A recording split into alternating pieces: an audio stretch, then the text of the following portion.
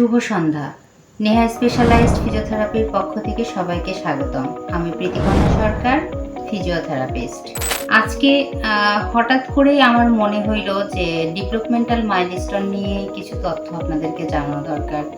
যারা আমরা বাবা মা আছি তাদের তো খুবই গুরুত্বপূর্ণ এই ডেভেলপমেন্ট মাইলস্টোন জানা। ডেভেলপমেন্ট মাইলস্টোনকে আসলে 4 ক্যাটাগরিতে ভাগ করা যায়। প্রথম হচ্ছে gross motor, fine motor, linguistic এবং সোশ্যাল।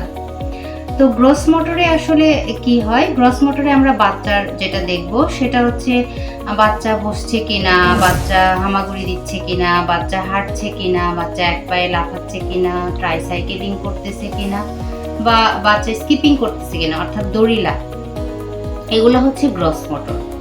আর ফাইন মোটরের ক্ষেত্রে হচ্ছে পিনসার গ্রাফস অর্থাৎ বাচ্চা এভাবে ধরছে কিনা, ড্রয়িং করছে কিনা, এবং একটা সার্কেল আঁকাইতে পারতেছে কিনা, একটা স্কোয়ার আঁকাতে পারতেছে কিনা, একটা রেক্টাঙ্গেল, একটা ট্রায়াঙ্গেল, এই শেপগুলো বাচ্চা দিতে পারবে। এটা হচ্ছে ফাইন মোটর মুভমেন্ট।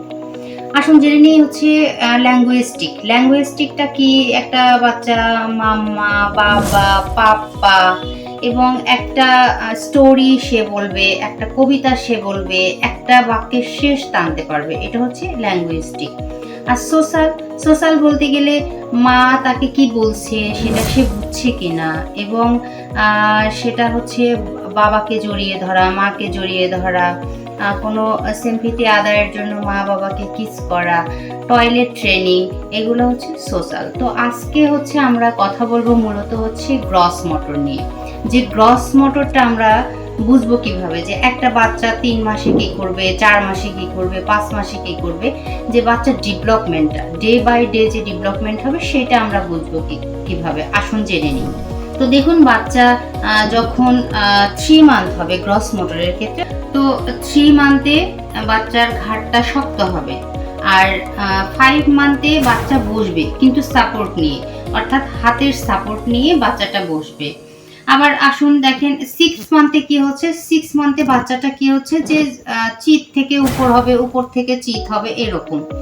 8 মান্থে যে কি হবে, বাচ্চার যখন 8 মাস তখন সে সাপোর্ট ছাড়া 2 হাত এভাবে উঁচু করে দিয়ে বাচ্চাটা বসবে। 9 মাসে কি করবে, বাচ্চা ক্রাউলিং করবে অর্থাৎ হামাগুড়ি দিবে। সে হামাগুড়িটা কেমন করে দিবে, মেঝেতে সাপোর্ট নিয়ে দিবে।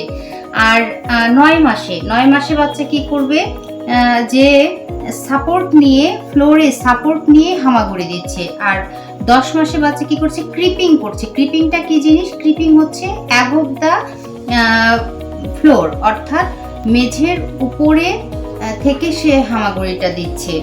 10 মাসে এটা হচ্ছে করবে। এবং 11 মাসে কি করবে, বাচ্চা যে সাপোর্ট নিয়ে হাঁটবে, আমি এইভাবে হাতটা দিব, বাচ্চা হাতটা ধরে গুটগুট করে হাঁটবে, এটা হচ্ছে 11 মাসে হবে। 12 মাসে বাচ্চা ইন্ডিপেন্ডেন্টলি হাঁটবে অর্থাৎ কাউকে না ধরে হাঁটবে, উইদাউট সাপোর্টে হাঁটবে। এবং 2 বছরে কি করতেছে, বাচ্চা রান ওয়েল, সুন্দরভাবে দৌড়াতে পারছে এবং বলকে লাথি দিতে পারছে এবং 2টা স্টেপ সিঁড়িতে উঠতে পারছে। 3 বছরে বাচ্চা কি করবে, রাইড এ ট্রাইসাইকেল, সে 3 চাকা বিশিষ্ট সাইকেল চালাতে পারবে এবং কি করতে পারবে, আপ স্টেয়ার, সিঙ্গেল স্টেপ অর্থাৎ সিঁড়িতে সে 1 পা দিয়ে 1 পা করে করে উঠতে পারবে। 4 ইয়ারে কি করবে, 4 ইয়ার্সে সে হোপিং করবে অর্থাৎ 1 পায়ে সে লাফাতে পারবে, যেরকম আমরা কুতকুত খেলি আর কি, সেটা করতে পারবে। এবং কি করতে পারবে, যে সিঁড়ি থেকে নিচের দিকে নামতে পারবে, সিঙ্গেল স্টেপ। এবং 5 বছরে কি করবে, বাচ্চা স্কিপিং করবে। স্কিপিং মানে কি, যে বোথ লেগ শূন্য করে সে জাম্প করবে, অর্থাৎ জাম্প করা, যে আমরা যে দড়ি খেলি সেই স্কিপিং করবে। তো এইটা ছিল হচ্ছে গ্রস মোটর। তো আপনারা অবশ্যই বাচ্চাদের, যারা নিউবর্ন বেবি আছে বা যাদের ঘরে 2 মাসের, 3 মাসের, 5 মাসের বাচ্চা আছে, তাদের ক্ষেত্রে এই মাইলস্টোনগুলো আপনারা দেখবেন যে আসলে 5 মাসে কি এই কাজগুলো করছে, আমার বাচ্চা কি 8 মাসে এই কাজগুলো করছে, 3 মাসে কি আমার বাচ্চার ঘাড় শক্ত হয়েছে, এগুলো জানা কিন্তু খুবই জরুরি। তো আমি এই জিনিসগুলো আজকে এখানে নিয়ে আসছি শুধুমাত্র এই জন্য যে আপনারা যারা বাসায় আছেন, আমাদের এখন দেখি সমগ্র পৃথিবীতেই দেখি সিপির পেশেন্ট, আর পালসির পেশেন্ট, তারপর ডাউনের বাচ্চা, তো দেখা যাচ্ছে যে তারা 3 মাসে ঘাড় শক্ত হচ্ছে না, আশেপাশের মানুষ বলছে না অনেকের এই মাসে এখন না হইলেও ঠিক পরে হয়ে যাবে, কিন্তু না, আপনারা তো আজকে সঠিক তথ্যটা জানলেন যে কোন মাসে বাচ্চা কি করবে, কত এজে বাচ্চার কি হওয়া দরকার।